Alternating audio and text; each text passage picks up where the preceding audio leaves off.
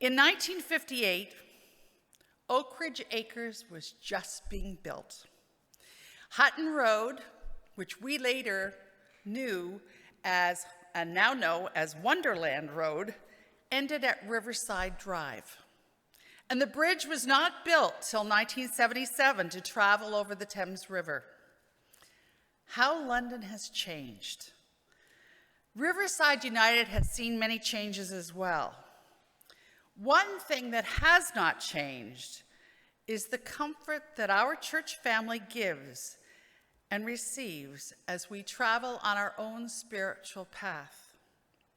We still have a few members that are still around to see this, but we have 2 charter members who are still members here at Riverside. We have Dorothy Mario, and we have Mary Warner, please raise your cane,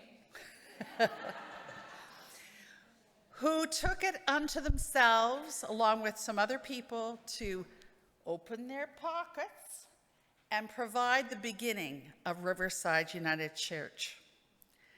Today we celebrate the 66th anniversary of Riverside United Church, and we will be honoring that with stories from a few of our members of this community of faith who will speak about the richness that Riverside has brought to their lives and part of the reason they give generously to this community of faith.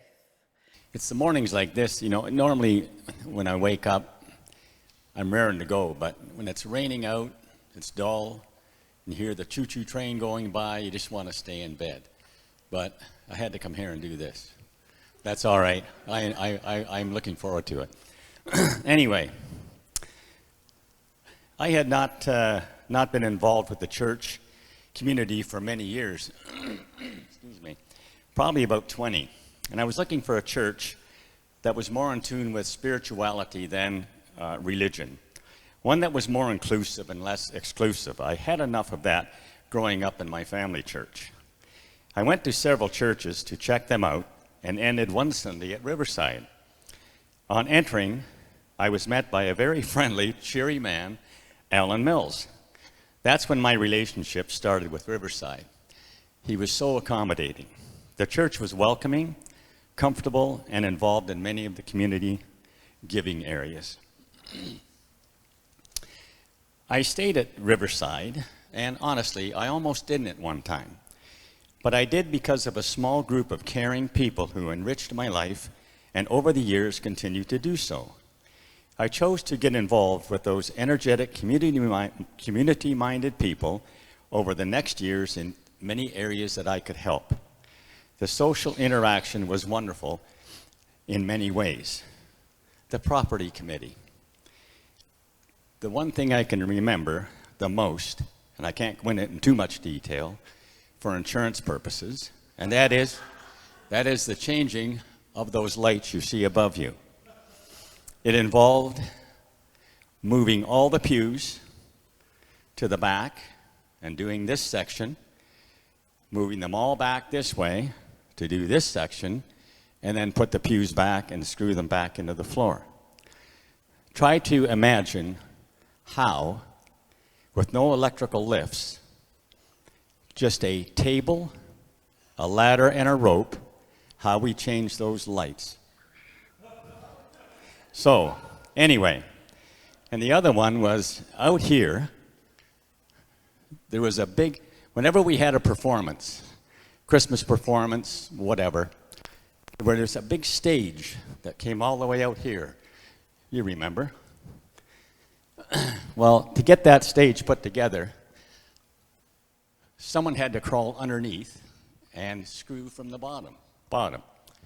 Well, George Sinker was the smallest, so he was under there. We almost lost him. We couldn't find him for a while. We had to send Jack Robb in to get him. So anyway, it was a work in progress. The Christmas pageants, they were always fun. Musical nights, UCW, pies, both making and, more importantly, eating. It was really there that it was the only job I ever got fired from, and that was Bernice Robinson. That was crimping pies. I didn't do a very good job at that. I was relegated to putting the pies in bags. And eventually, I was moved from there to the kitchen to do cleanup. So anyway, it was all fun. We had many various fundraising events, and they were always very helpful. Sunrise service and breakfast. Over the years, there was a fellow who would wrap the cutlery, the utensils, rod. And every time I walked in, I couldn't believe how patient he did this. I don't know, it must have been 100 of them. And I walked in this morning, no, last time we had it, and I said to Sharanne, I said, I can just still see Rod sitting there wrapping the utensils. And I said, it's not going to happen, Rod. I'm not doing it. Anyway, the barista, and I use that term loosely, making the coffee. That's what we did. That's another thing I have a lot of fun with. Another job that I had, volunteer job, that I took over from an old congregant, Nancy Algier. She organized and ran the transportation to the many shut-ins, people who wanted to continue to come but couldn't come. And I took that job over from her, and what a joy that was. I mean, sitting on the bus and some of the things they talked about, I just shook my head. And I thought, oh my gosh, if I'm like that at that age, it's going to be a ball. So anyway, I had a good time. The Nicaragua mission trip was a highlight here for me. It was, I think, in 2013, 2010, 2011. Anyway, from there I met, and still keep in touch with today, almost every day, 3 families in Nicaragua, in Managua, in the barrios. And I was just telling Bernice this morning that on one of the pictures, we would take down the shawls to them, and they still have the shawls, and they still remember that gift. So that was just wonderful. And also the congregational support, monetarily and emotionally, for my many trips, six years down there, until COVID hit, was the greatest support that could be given to them. They knew someone back outside of Nicaragua was thinking of them. I chose to stay because I felt belonged. I felt useful. I could share with others. I felt listened to and could be part of making a difference. And I could be myself. Sometimes that's not a good idea, I think. More recently, I've stayed with the arrival, Christina, of you. I felt a time of refreshment, newness, a revival, not a religious revival, but an uplifting spiritual one, a coming together rather than apart. And my hopes, I think, for Riverside, especially in the financial gift area, is that we can continue the upkeep, retain our staff, the upkeep on the important needed building maintenance. And for me, the most important is to continue to increase our outreach support to the church community at large, which also includes universal support for people living in very terrible conditions around the world. Talking about the magic penny. Is it Riverside that is the magic penny, or am I the magic penny? Does it matter? One gives, one receives. One receives, one gives. It's a two-way street. I'm glad I live on it. Thank you. Sharanne signaled me to come up here, so that's why I'm here. We were given a list of questions to address, and I've done so in a very casual manner. And I'm also kind of risking life and limb in that I didn't consult Chuck on all of this. So I'm trusting in the fact that as we drive home from church every Sunday, we kind of rehash what we thought of the service in its entirety. Okay, so we came to Riverside from Hyde Park Church. We were part of the congregation there. And when it became apparent that Hyde Park was no longer viable, we set out to find another church that the congregation there could join. And one Sunday, Chuck and I were assigned to come into Riverside and pretend we were just visiting. In fact, we were sleuthing out Riverside as a potential church for Hyde Park to join. And I have to admit, I felt a little bit like James Bond 007 that morning as we took notes and watched everything that was going on. And we even got the giggles at one point in time because as the choir paraded down in great pageantry and filled the entire choir loft, we started to giggle because there were more people in the choir here than there were in the congregation at Hyde Park. So we went back to Hyde Park with quite a glowing, positive report about our experience here at Riverside. And it was kind of the first baby step in the coming together because other people had gone out and scouted other churches, and Riverside presided as the choice for Hyde Park. So why do we stay? We find this a viable, friendly community. We're very pleased that it's an affirming church, and I know Chuck would say we love the music. So what have we received from the church? A sense of community, the warmth that we feel when we come. The message from the minister is always very moving and worthwhile. It's the takeout. And giving. Well, of course, Reverend has often pointed out that there's the financial aspect and then there is the giving of your time. And personally, I just absolutely find great joy in decorating the church at Christmas.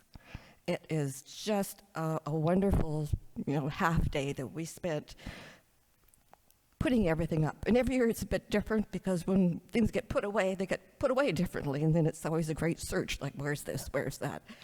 And also, the socializing that comes from doing things together like that. Chopping celery for turkey pies. If you've chopped 1,000 celery stalks, you find it's not that joyful anymore. And cutting up sandwiches and bakings for a funeral luncheon. I've often been assigned cutting up the bakings, all those lovely fudge squares and cheesecake and all this lovely gooey stuff. And then first time I came to do that, I discovered there was a very strict no sampling rule. So you're cutting and your little tummy is gurgling and you're hoping that something just falls apart miserably so it can be put on the little tray that was the broken bakings and broken whatever that the ladies would snack on at the end of their working shift. What's our hope for Riverside? I hope that they'll continue on a path of mission for the community to improve and assist those here in London as well as internationally to have a better life. I think that's pretty much it. Chuck, what did I miss? Okay, thank you. I'll try to not faint and fall to the floor up here out of nervous anxiety. When I was asked to give a talk, I was initially going to say no because this isn't my comfort zone. This is way far away from my comfort zone. And then I decided, I have a truth that may or may not resonate with any of us here, except me. And I've always learned in my business and in my life that the truth is what needs to ring true, what needs to ring out all the time. So it may not be what you would think. I'm going to talk a little bit about special moments I've had here. I'm going to talk a little bit about a story that I think is somewhat relevant, but happened to me when I was about 9 years old, a really nice story. And then I'm going to talk about a little bit about our infamous Reverend Christina, and just the experience I have here. And then I'm going to give a quote of something that really, really resonated with me and end up with a vision of where I see the possibilities down the road. And this vision may not be something that anyone else agrees with or shares with me. Thank you, first off, Transition Team, for doing all the great work that they're doing and for inviting me up to share a few moments with you this morning. Like I say, I'm extremely nervous and way out of my comfort zone, so if I wander, please just go on the wander with me, okay? Most of you don't know this, however, as much as others tell me otherwise, I've continuously battled with the limiting belief that I'm not good enough. Some special moments, though, are, it was the last Friday of January 2000, very soon for me it was 2006, that we met. And it was shortly after that that Mary Sue introduced me to Riverside United. And at the time, like a lot of others, like Reverend Phil was here, and like a lot of others of us here, I love Reverend Phil, okay? Like Reverend Phil was just friggin' awesome. And then Reverend Phil, like I enjoyed the congregation here, then Reverend Phil took a calling to Vancouver because his children are out in BC. And I know he told me he was never thinking of leaving, but when this calling came, it made sense for him to be nearer to his family. On December 31st, 2011, Mary Sue and I were up here with Reverend Phil getting married. And that was a really, really awesome day. Nerve-wracking as hell, okay? But I mean, it was really awesome.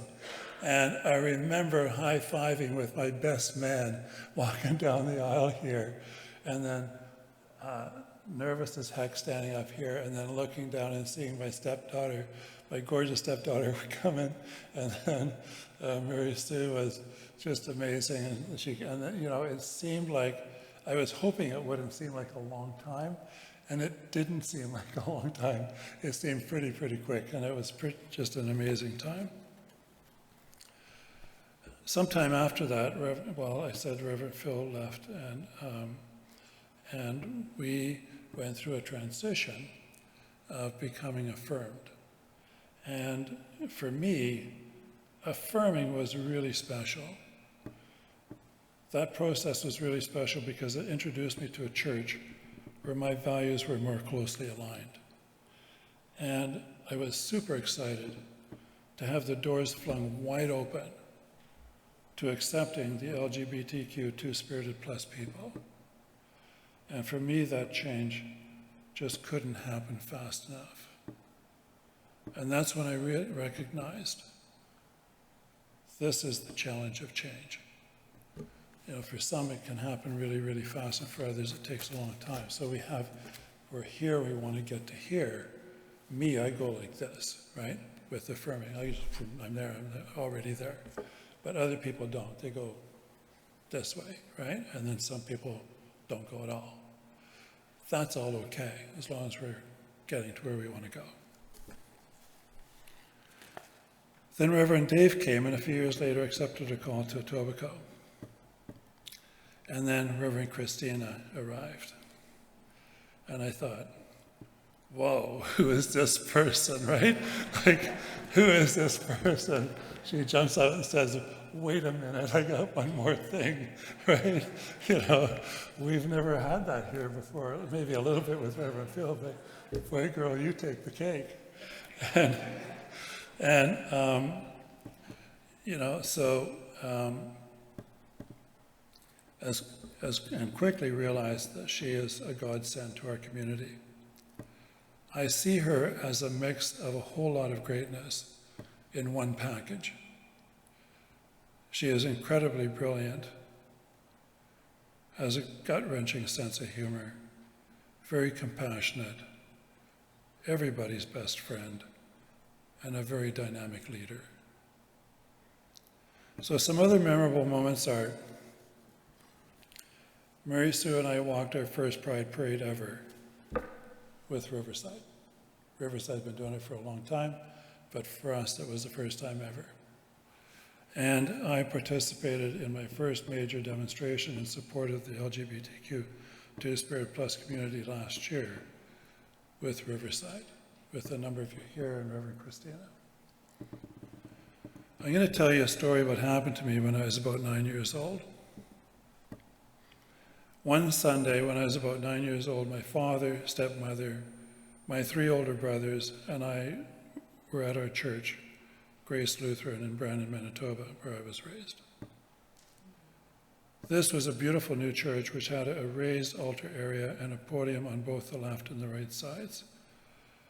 This church had a very high ceiling, and on the back wall facing behind the altar, facing the parishioners, was a cross about 30 feet tall, about as high as this. And what I saw for a brief moment during that service was totally amazing and in a way inspiring. Yet it was years before I told anyone, and I've never had this experience since. And when I did tell my brothers, it was something they did not see. I saw a figure, like a normal height person, fully draped in like a white sheet. No face, no arms, no legs, just a draped figure. I know it was a spirit. And as I'm watching it, it slowly begins to waft up the cross to the very top, and then disappeared. And I'm thinking of this these last few nights as I'm laying awake, thinking about what I'm going to say today. Last year I heard a quote from an African-American named Les Brown. I don't know if any of you know of Les Brown. He's a motivational speaker. He's very well renowned. He's still with us today, although he's a little bit older than me, I'm sure. And anyway, it was a very impactful quote for me. Les Brown and his siblings were raised by their mother. Les loves his mama. He deeply loves his mama, and he deeply loves his God. Many of you have probably accomplished this. I think of this not only with regard to my own life, but also with regard to our congregation being Affirm. And I trust that you will receive this with the love in which it's delivered. It goes like this. If the dream is big enough, the odds don't matter. It's not the accomplishment of the goal that matters. It's what you become in pursuit of the dream and the process. Because when you have a big dream, it will introduce you to a part of yourself that you don't know right now, that you will never discover in your comfort zone. Because in order to accomplish that dream, you must die of who you are now so that you can give birth to who you ought to become. All of us have greatness in us. That's what has had such a meaningful impact on me. My vision moving forward is this. We have many fun fundraising events every month. We need to because we have so much going on here. We have Euchre nights and concerts in this beautiful space. We have special concerts with the pipe organ. We have young musicians getting a start in this space right here. Local people that haven't made it yet say that they played here first. We have conversations with, I was going to say Reverend Christina, okay, because that would be amazing. But conversations with people who are starting out, people who wrote a book but just published or whatever. Maybe it's like a Proust questionnaire, that sort of thing, right here. The vibe in this place is really crazy good, incredibly active, lots of youth. This church is massively active on all social media. On a daily basis, this church is super busy working with people from the poor and weak to the healthy and wealthy. The worship services are consistently overflowing, standing room only, with people of all cultures, identities, nationalities, and all age groups. We are one people celebrating our collective uniquenesses. Our coat of many colors is in absolutely full bloom. I believe this is a vision worth pursuing, and this vision requires courage and guts. It is not a safe place. It is, however, likely the most spiritually rewarding. The good thing is, the playbook has already been written. We can find it and work toward implementing it. Thank you for this. I'm really looking forward to this congregation moving forward. Thank you for this opportunity to speak.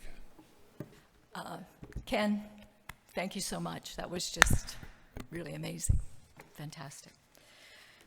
We have a script, so that's how we roll. Good morning. Thank you for giving us an opportunity to share some of our story with you on this anniversary Sunday.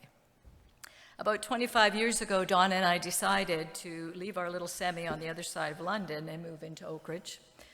We had heard that Oak Ridge was a fine community in which to live, and that the children who were raised here were actually, the parents would come back and raise their children here and continue to live in Oak Ridge. So that seemed to us a good sign, sort of multi-generational. The parks and recreational facilities were plentiful, and the schools were top-notch, Oak Ridge Secondary. And so it was with great excitement and a little trepidation that we moved into a cute little bungalow on Tarbart Terrace to settle into our new life and our neighborhood. Now it was time to find a church. We set out to find a church in a very logical way, first by visiting all the Catholic churches in the area, because that was my background. And then we went to the United Churches, because that was Donna's church background. Our quest brought us to Riverside, and from the first service, we were hooked. Mainly because we were both in tears during the singing of Go Now in Peace. We'd never experienced anything like that feeling on that particular day. And in fact, all the people were lovely. When Reverend Phil came to our home for the pastoral visit piece of our becoming a member of Riverside, we were, of course, nervous. After a few minutes of friendly conversation and niceties and Donna's butter tarts, we decided to bite the bullet and come clean. And we said, there's just something that we need you to know, Reverend. We are not roommates. We are actually a couple. Do you think that that's going to be a problem? Well, Reverend, he just grinned at us, and that Philip grinned, and he said, no. He went on to assure us that we would be okay at Riverside, and of course we were. Riverside is and was phenomenal. There were so many really neat things going on. The services were so friendly. And so for a while, we just kept our heads down. We ushered, we door greeted, we took part in plays, we read scriptures, we became mentors. We joined the Outreach and Social Action Committee. That's what it was at the time, now it's M68. And Donna chaired the Ministry and Personnel Committee. And we went to the Riverside parties, ceremonies, and banquets. Everything was fantastic. Donna, you want to continue? And then came the day that Riverside was going to be part of the Pride Parade. This was not something that Teri and I had ever entertained. We lived in Toronto for many years, and we knew about their gay pride parade. It was very cosmopolitan and theatrical. We understood why. Some of the marchers were like kids in a candy store who'd been denied sugar all their lives.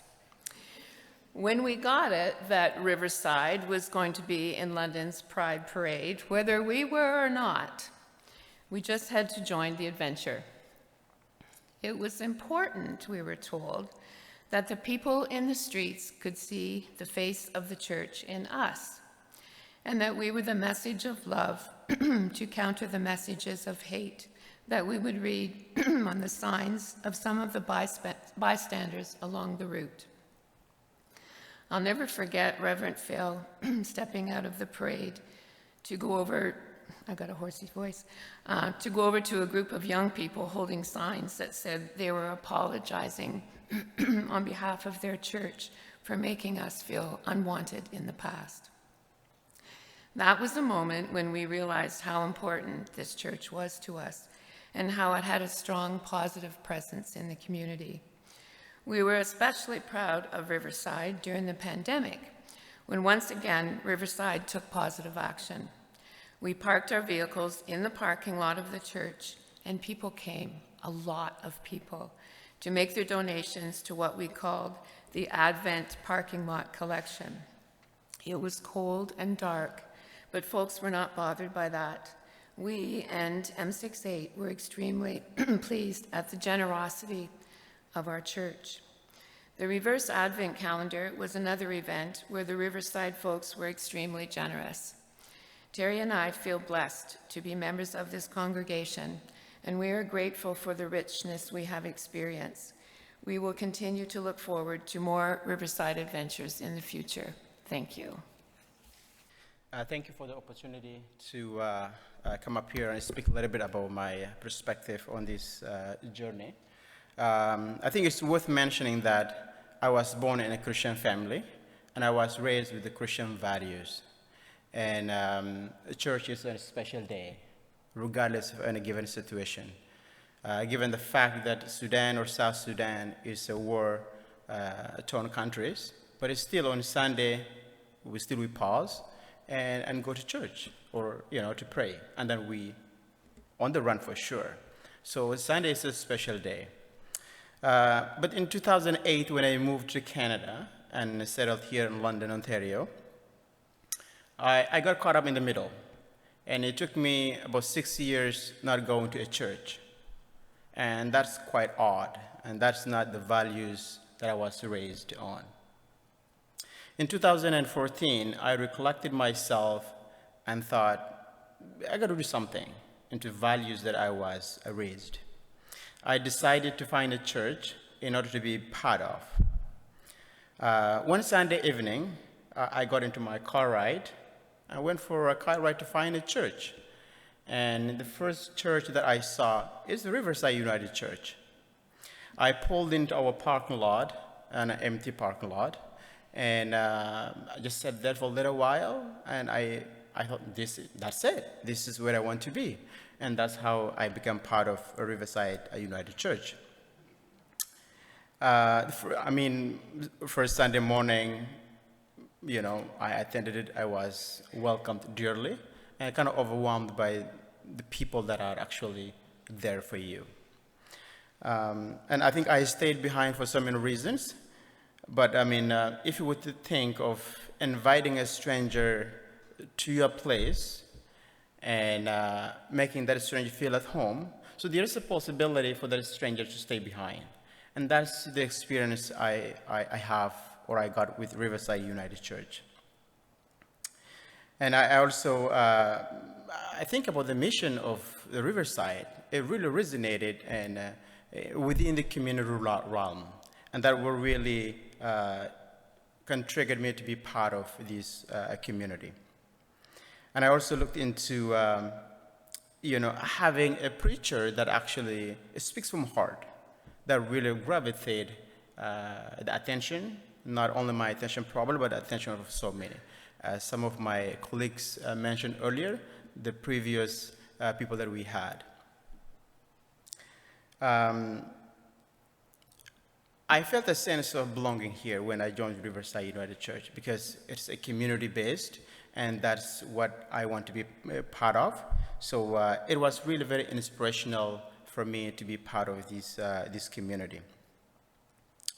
The friendship I have here, the spiritual comfort level that I have here, I feel a sense of being part of this community. I do remember in 2015, there were Mabana Bible's transportation going to South Sudan. Unfortunately, they stranded in Kenya because of financial situation. When Riverside United Church heard about that, they stepped up and supported that cause. So now those Bibles are transported to people that deserve to have those Bibles. So I'm very grateful for that kind of experience. And I was also amazed when some of this congregation heard about some of my initiatives that I do within the community, so they were able to join that a part of initiative and supporting young people, students that are pursuing their education in various countries in Africa. So that was kind of a very unique experience for me as well. There are a lot of memorable experiences that I have here with Riverside United Church. The simple anticipation of coming here every Sunday with an excitement is something that really memorable for me. My kids are baptized here, and seeing them participate in the church is really a very unique experience for me. So it's something very memorable as well. And I think giving to Riverside United Church is a necessity because I know my contribution is going directly to Riverside, and not just only here, around the world as well. Seeing kids having fun because of the contribution that we make here, the music that we hear, so it's part of that. So I see where my contribution is going to.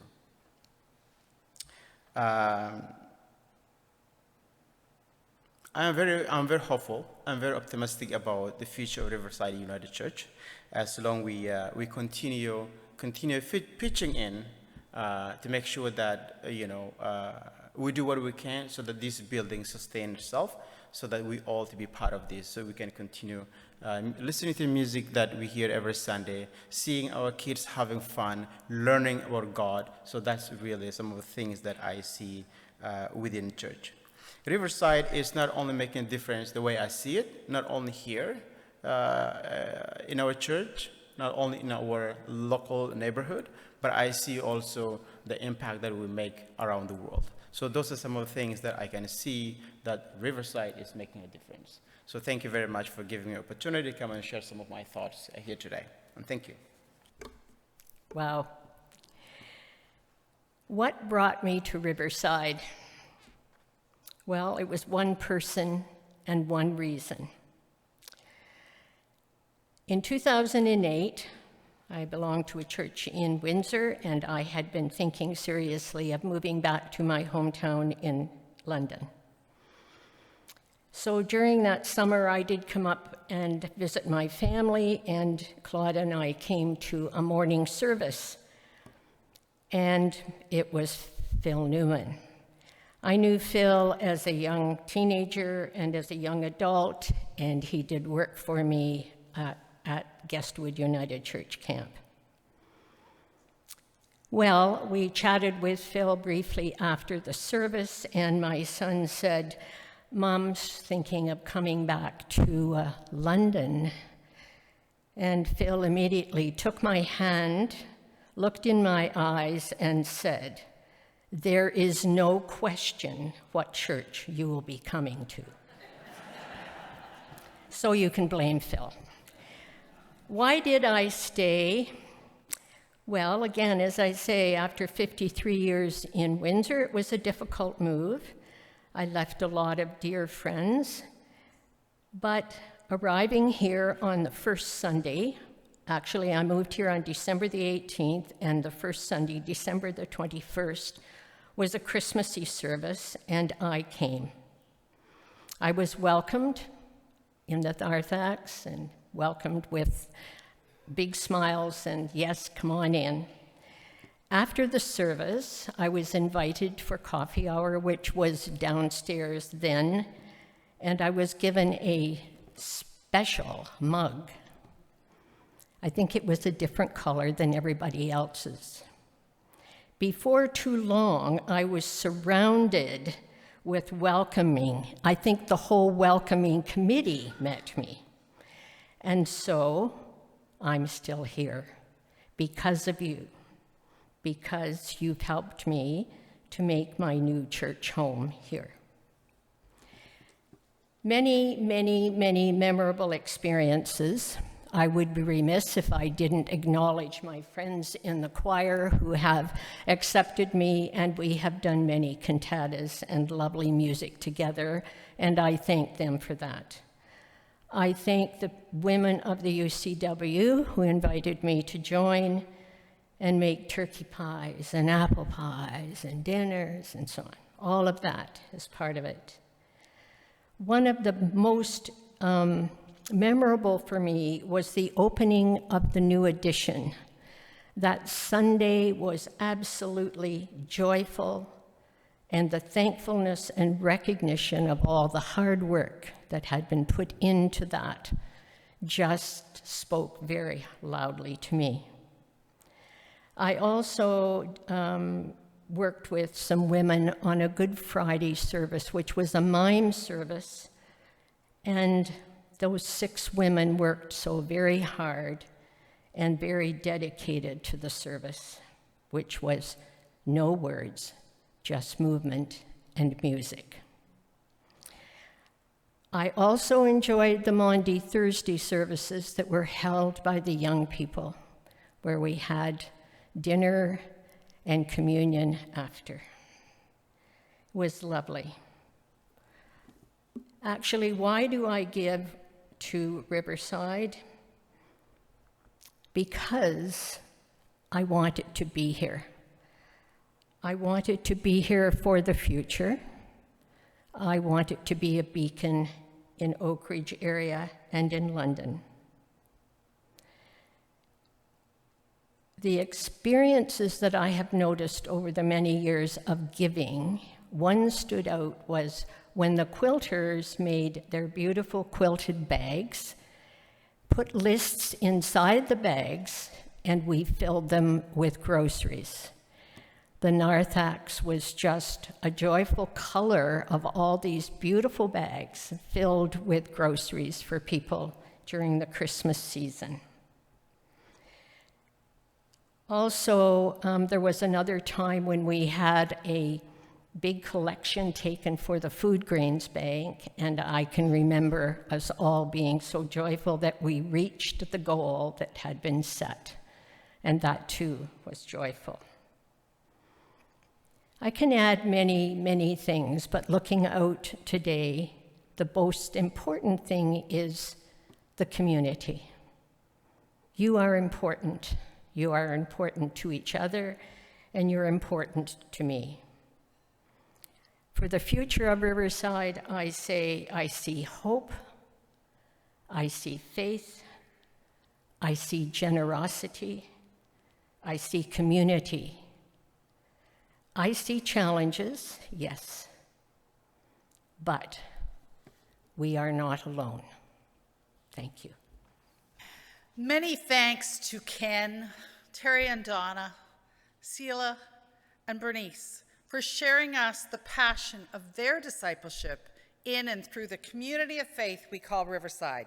It's by these stories that we're encouraged in faith and strengthened in our faith. Our discipleship is made manifest in many ways through the work of volunteers on committees, by providing a safe place, and through the friendships we have made. So to support the discipleship of Riverside, we make our offerings of time and talent. We do this for the sake of making Christ's light shine in a world that desperately needs the light of Christ right now.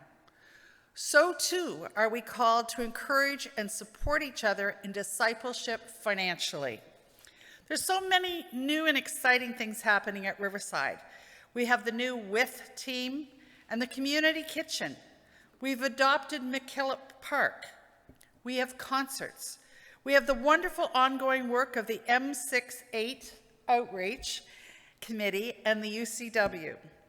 Christina reminds us that we are a pastoral church community now, rather than a big programmed church. All these things change. There are other ideas and initiatives that can happen at Riverside. We've heard so many. Perhaps previous events such as military whist, congregational hymn sings, Bible study groups are possible. You may have other suggestions.